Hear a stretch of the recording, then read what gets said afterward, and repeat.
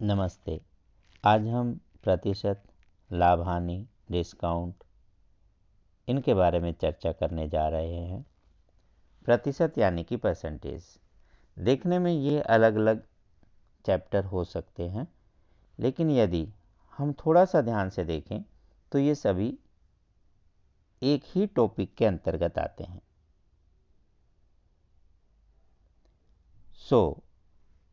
में यदि 10 जोड़ा जाए तो 110 होता है, हम सभी जानते हैं। इसी को थोड़ा सा और पढ़ें। प्रतिशत क्या होता है? प्रतिशत यानी कि प्रत्येक 100 पर, आउट ऑफ 100। तो जब हम 100 से कंपेयर करते हैं उसी को हम प्रतिशत कहते हैं, परसेंटेज। तो इसको हम ऐसा लिखें कि 100% में अगर हम 10% प्लस करते हैं तो इट विल बी 110%।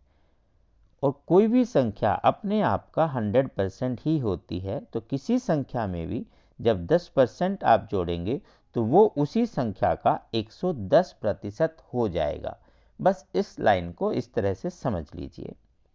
ये कोई भी नंबर हो सकता है, जब इसमें 10% ऐड करेंगे तो 110% हो जाएगा इसी संख्या का। जैसे ये 400 में यदि 400 का ही 10% जोड़ा जाए, इंक्रीज किया जाए इन 400, increase by 10% of itself, then it will be 110% of 400। इसको आप ऐसे भी समझ सकते हैं, 400 10% of 400 means 10 by 100 into 400, यानी कि 400 जमा 40, 440। ये हमने वेरीफाई किया, क्या वाकई ये ऊपर वाले के समान हैं? तो जब हम यहाँ 110% करते हैं 400 का, तो 400 गुना 110/100 वो भी आपका 440 ही आता है। तो हमें इस तरह से अलग अलग करने की आवश्यकता नहीं है। जब हम बाद में अध्ययन करते हैं तो सवाल थोड़े से लंबे हो जाते हैं, समय ज़्यादा लगता है। उस समय को बचाने के लिए हम ये समझे कि किसी भी संख्या में जब उसका 10% की वृद्धि करेंगे तो वह उस संख्या का ही 110% हो जाता है। 10% of any number increase, the number will be 110% of itself। बस इस तरह से आप इसे समझें। अब इसी को हम चैप्टर में कन्वर्ट करें। मान लीजिए कॉस्ट प्राइस है 400 रुपीज़, क्रय मूल्य 10% बढ़ रहा है, इसका मतलब हम लाभ से दे रहे हैं, प्रॉफिट से बेच रहे हैं। तो 400 रुपये की वस्तु को यदि 10% लाभ से बेचा जाएगा तो जो भी हमारे पास उत्तर में आता है वो आपका सेलिंग प्राइस यानी कि विक्रय मूल्य कहलाएगा। सवाल वही है, सिर्फ नाम बदल गए हैं। अब इसी सवाल में जहां हम इंक्रीज की बात करते हैं, अगर डिक्रीज की बात करें कि 400 में 10% डिक्रीज किया जाए तो 10% किसका होगा? 400 का ही होगा। That will be 90% of 400। Decrease करने के बाद जो नंबर बचेगा वो अपने आप का 90% ही होगा।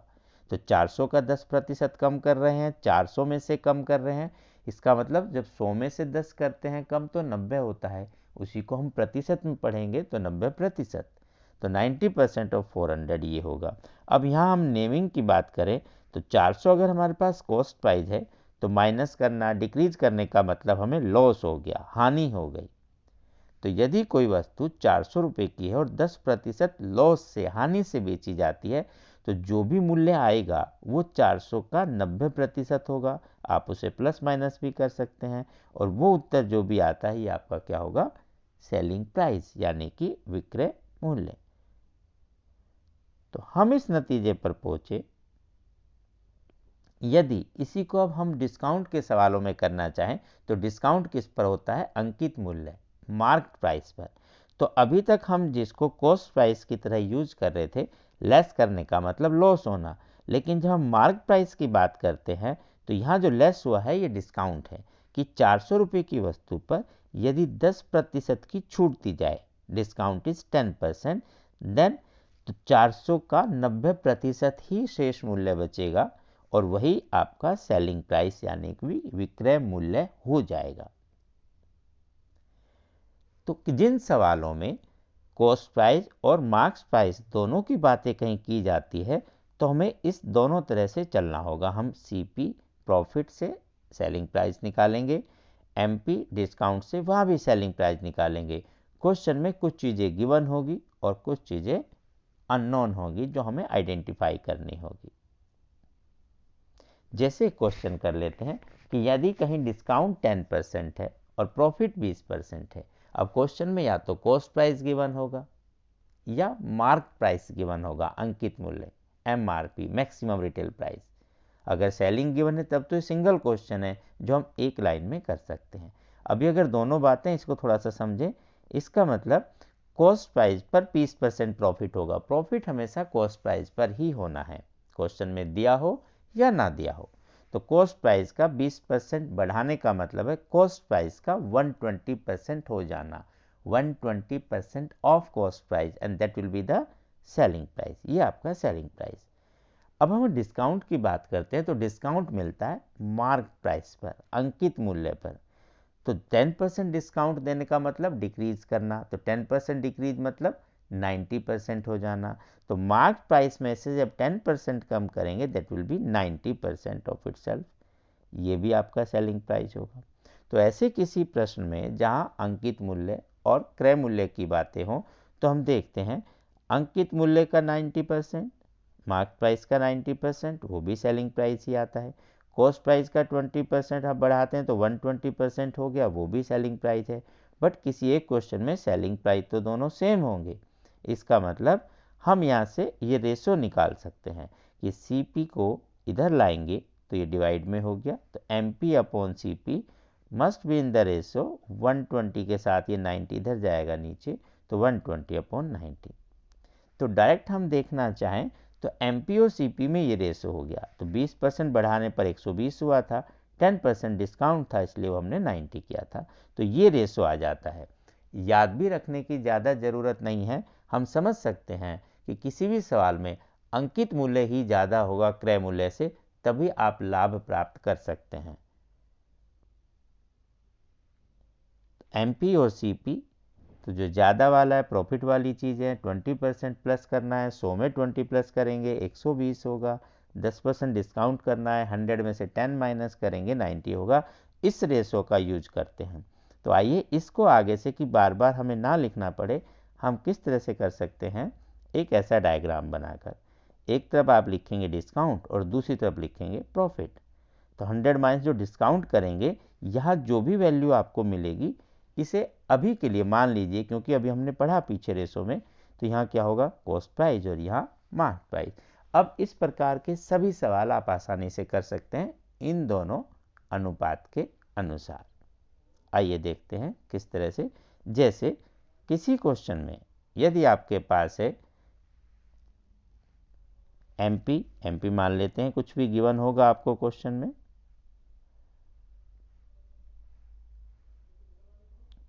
600 रुपये कि 600 रुपये की वस्तु है और उसमें आपको डिस्काउंट दिया जाता है 10% या कुछ भी 20% भी आप ले सकते हैं। हम एक सवाल करके देखते हैं कि कितनी जल्दी ये कर सकते हैं। तो डिस्काउंट को डिस्काउंट की जगह लिखें और डिस्काउंट देने के बाद भी आपको प्रॉफिट हो जाता है 20%, आप अलग भी ले सकते हैं। अब एक बार क्वेश्चन पढ़ लेते हैं। वो कहता है कि किसी वस्तु का जो अंकित मूल्य है वो 600 रुपये है, mark price, after allow a discount of 20%, shopkeeper still makes a profit of 20%। 600 रुपये की वस्तु को 20% डिस्काउंट से बेचने पर भी यदि 20% का लाभ हो तो दुकानदार ने उसे कितने में खरीदा होगा। तो हम क्या करते हैं, अभी जो क्वेश्चन में 600 दिया है इसको ना करके अभी देखें कि 100 में से यदि आप 20 घटाएंगे तो यहाँ कितना होगा, यहाँ आपके पास 80 आ जाएगा।